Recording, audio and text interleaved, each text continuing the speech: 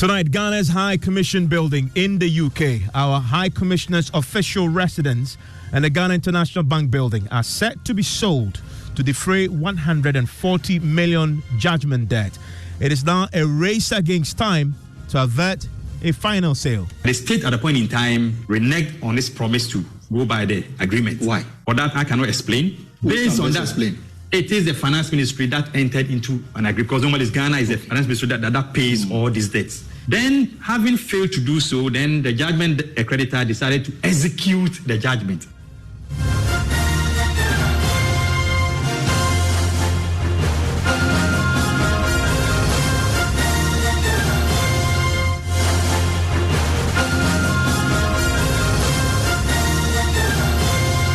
This is Top Story with Evans Mensah.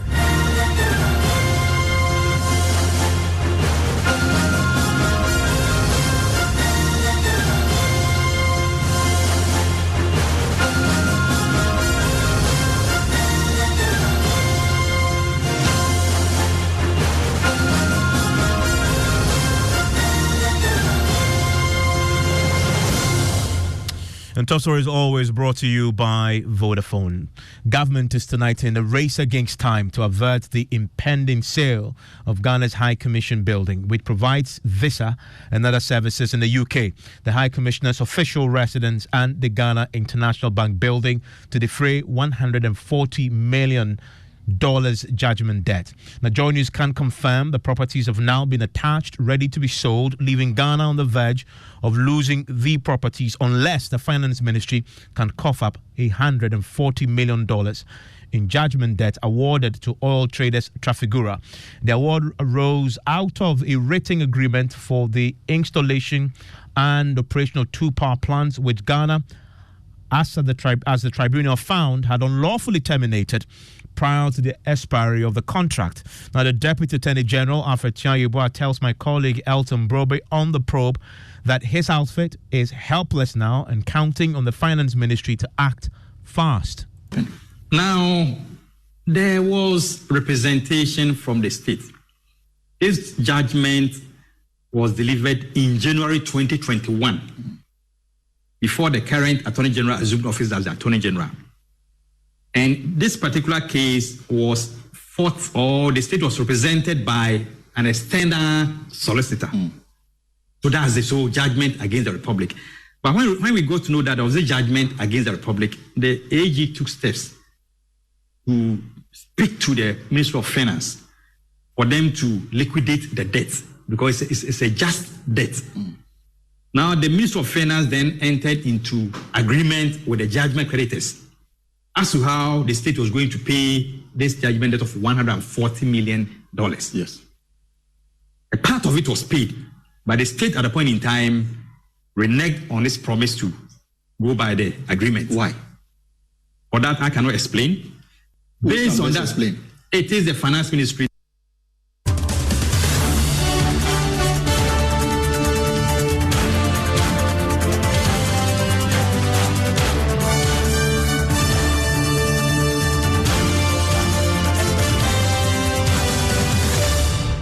My colleague Kojo Nyako joins me in the studio. We'll get him to give us a bit more as we begin to appreciate the gravity of this particular challenge following the ruling that was delivered recently, but also relating to the real basis for the original termination, which is was a subject of that court action. But before we get into that, I want to bring in Papa Woswan Kama. He is Ghana's High Commissioner to the UK, and he joins us right now on Zoom from the UK. Thank you very much, Mr. Papa Woswan, for your time here on Top Story. Thank you. We listened to the Deputy Attorney General, who obviously was very worried about where we are, and he confirms the buildings have been attached. Can you confirm that from where you are? Well, it's as far as I'm aware, it's only Regina House, which is used for commercial purposes, because it's been rented by Ghana International Bank, two other banks, and another commercial entity. That is the one that has been attached. All other properties are diplomatic properties and covered by immunity. I hear you talk about the High Commissioner's residence. I mean, that's it's being used for diplomatic purposes. Likewise, the other building you were talking about, the Chancery, it's used for diplomatic purposes. So that, as far as I'm aware, has not been attached. But I'm sure the government is taking steps to liquidate this debt.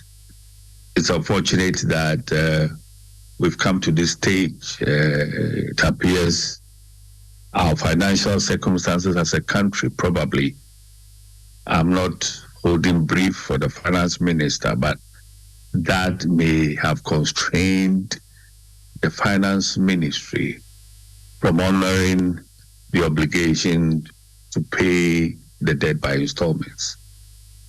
But I'm aware that the finance ministry is presently engaged in negotiations with the lawyers for the judgment creditor to liquidate this debt.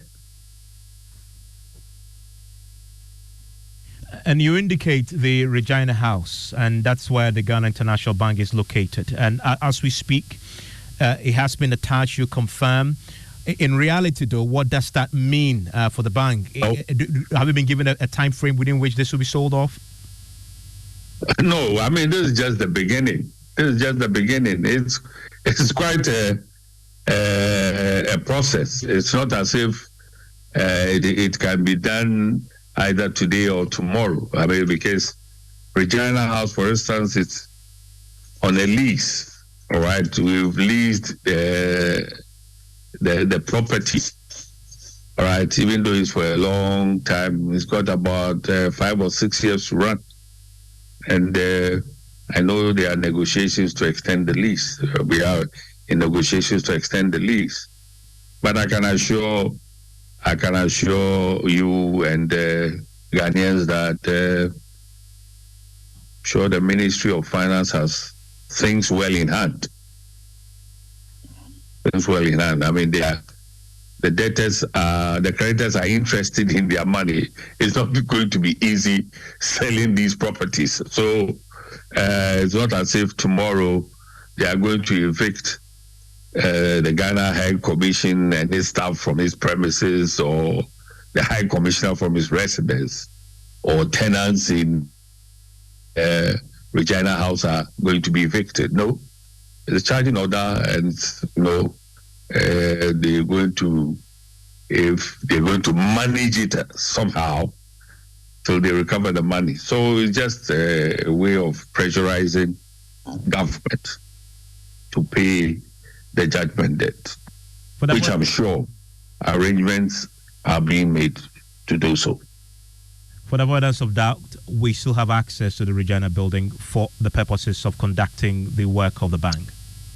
We don't, I mean, the bank is a separate entity from the government of Ghana, even though the shareholders are agencies of the government and the government itself. But they have access. They are still working. Nobody has been evicted, including the other tenants in the building. I can confirm that. And since you are a chief representative there in the UK, have you been briefed formally at all since this latest award was given to attach? Yes, I was briefed by the bank. I was briefed by the bank even before the order itself was sent to our office. And I know we forwarded it to Capital. The Ministry of Finance is aware. And of course, I've had some discussions with some members of government about it. But the fact is that we are under serious financial strain. That is what has occasioned this unfortunate situation. You're right, because your original judgment, we were expected to pay far more than 140 million. In fact, it was in excess of 160 million. We renegotiated this, and had some form of an arrangement. And then, from what we understand, we may have actually paid a part of this, but since then we haven't actually. Part was paid. Yes. Part was paid. Part was paid. That much I know. We honored the payment, and then up to a certain stage, because of the financial crunch, I'm sure. Well, I don't control the finances of the country, but I guess because of financial crunch, we couldn't have the means. I don't think that we would have deliberately overlooked this liability. When you are financially challenged, you prioritize payments. I'm saying this because I've been a member of government and I know how tough these things are. You must prioritize payments. Do you stop importing oil because of this debt? Do you stop paying salaries because of this debt? So, understandably, I'm sure it's because of these financial challenges that we are faced with the situation. But I'm certain that the Ministry of Finance is working diligently and assiduously to try and get this matter settled, because it's in the interest of even the judgment creditor to get a settlement of this, because executing this by attaching certain properties of the government will not let you easily get your money. You talk about we paid part of the amount. Do you know how much exactly we paid since we reached that agreement to pay this over time and reduce the amount from 163? Well, I think the best person to answer this will be the Office of the Ministry of Finance. I don't have the records yet. You said you've spoken to some officials in government. How seriously do you believe this is being taken, and what assurances have you received? Please, Evans, how serious do you think? I mean, it's embarrassing. I am embarrassed as a High Commissioner.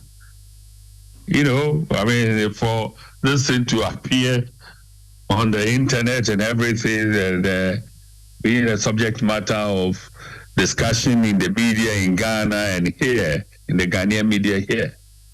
So I'm certain, why? I mean, it's serious, but it's just that, as I've told you, and I'm sure, Evans, you're also aware, I mean, even for those in private business, it gets to a stage you have to prioritize payments.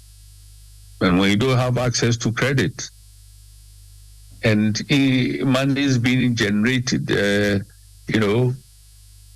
does not meet your obligation, you prioritize.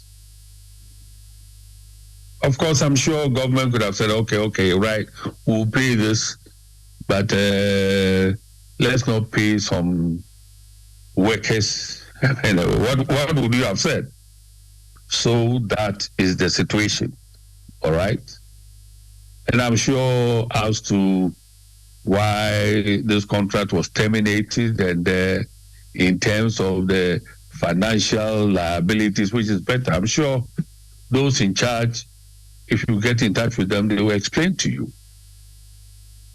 Because, of course, you know a lot about these energy contracts and the financial obligations that have been saddled with as a country. So you take certain decisions. That's why you are in government.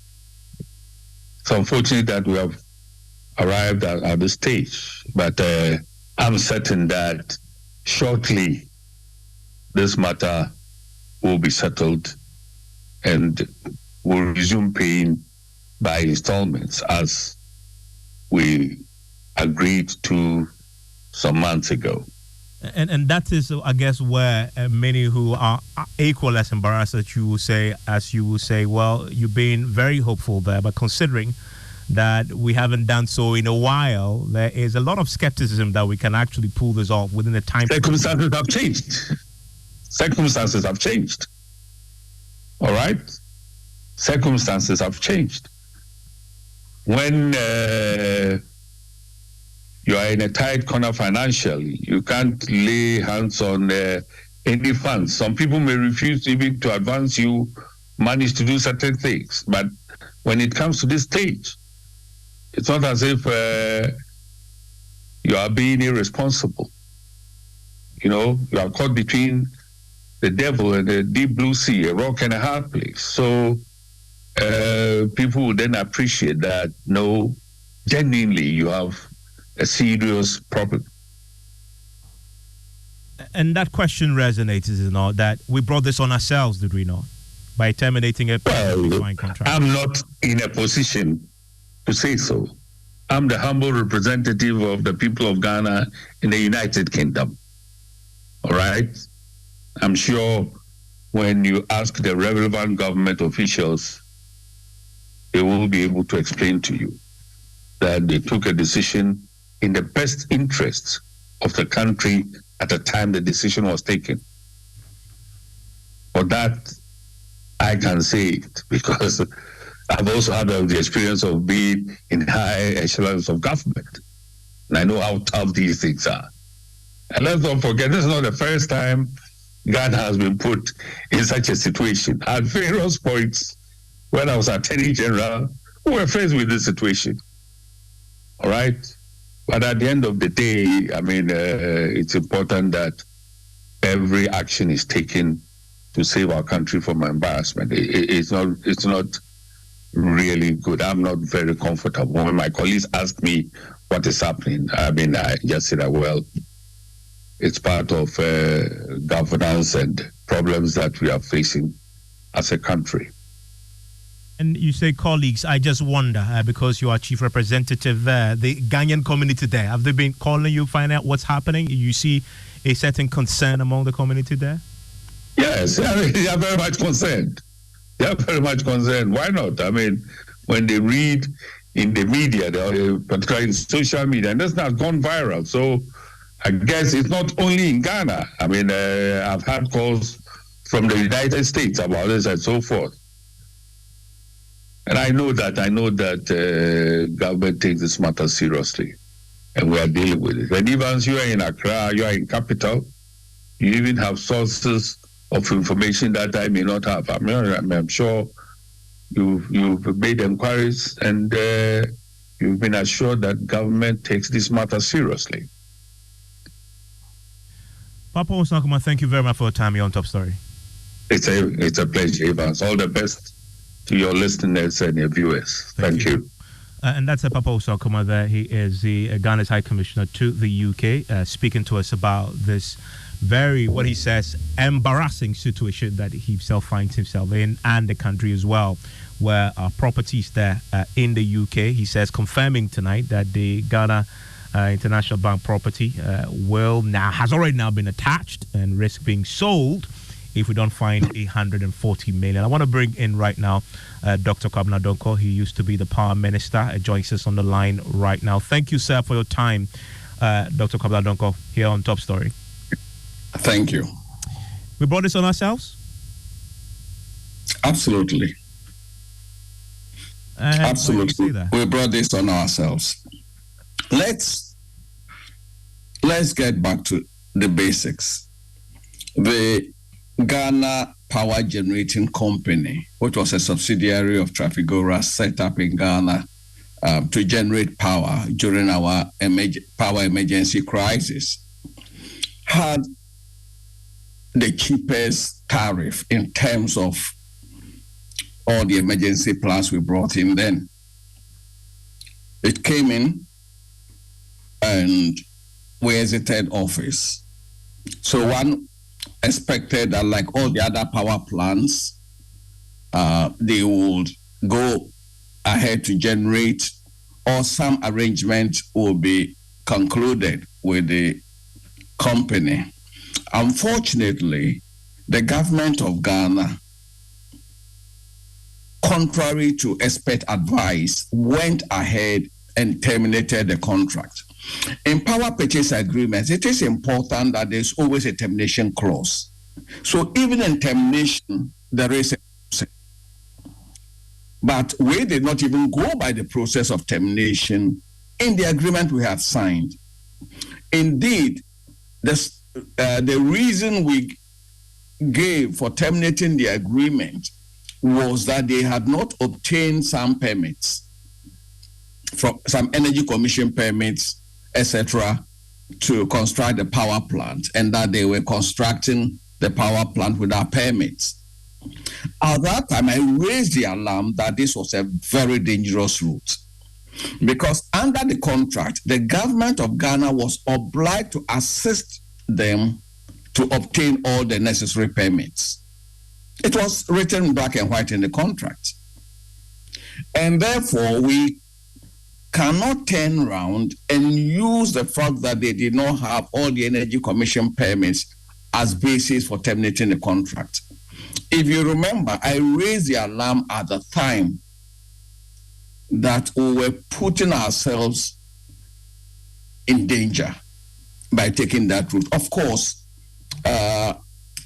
when governments come and they're full of power and they believe they can do anything without consequences, it lands us where we are. They were cautioned at that time. I remember granting a series of interviews on this. Elton Brobe, your colleague, interviewed me in Parliament House, and we said, look, this is not the route. In every contract, there's a termination clause. So if for any reason we wanted to terminate, the minimum we could do was to go by the terms of the contract. That we failed to do. And I have in front of me the full judgment, which also recounts some of the reasons government gave in court for the termination. It includes what government called ignominious corruption, and this surrounds the acquisition of this Blue Ocean site, which government had argued that the Trafigura, who is a minority shareholder, was an indirect minority shareholder in Blue Ocean Investment Limited, and that this was allowed to happen. And government came in and saw it and felt, well, it was a legitimate basis then to terminate the contract. I wonder, when you were the Prime Minister, did this come to your attention at all? Did you see any concern with the contract? The power plant was supposed to have been located in the Western region. The government of Ghana and the company at a later stage, after I left office, then agreed that they should relocate to the Tema enclave. I am hearing of this corruption for the first time. If it's corruption in the acquisition of sites, well, that wasn't handled by the Ministry of Energy or the Ministry of Power at the time. If it's the acquisition of sites, but that was not the official reason. In the letter of termination, the wording was that they had not obtained the necessary permits, and specifically named the Energy Commission construction permits. That was what was in the letter of termination. The site acquisition and corruption and related issues may be an afterthought, but in the termination letter signed by Honorable Ajako, it was more about permits, not obtaining the necessary permits. And that was why I cautioned at the time that in the contract, we had an obligation to assist the company to obtain the necessary permits. And so we couldn't turn around and use that as a basis for termination. I mean, where we are now, it appears simple enough, isn't it? We simply have to find 140 million and pay, or come to some understanding on a payment plan. Yes, well, there's a need for a payment plan. But however, even after that, as a country and as a people, we must investigate why and how we came to this stage. We must.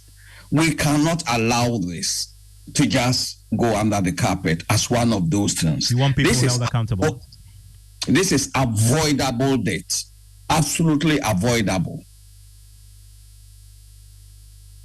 You see, the use of power should not be arbitrary. The use of power should be considerate. You may not like the company. You may, for some other reasons unknown to anyone, you may not like just the face of the company. But the way you go about it must be within the confines of the law. And who do you hold responsible for this? Well, we must hold whoever signed the termination letter responsible. First of all, he owes us an explanation. Let me not say hold him responsible. He probably may be acting upon higher directive.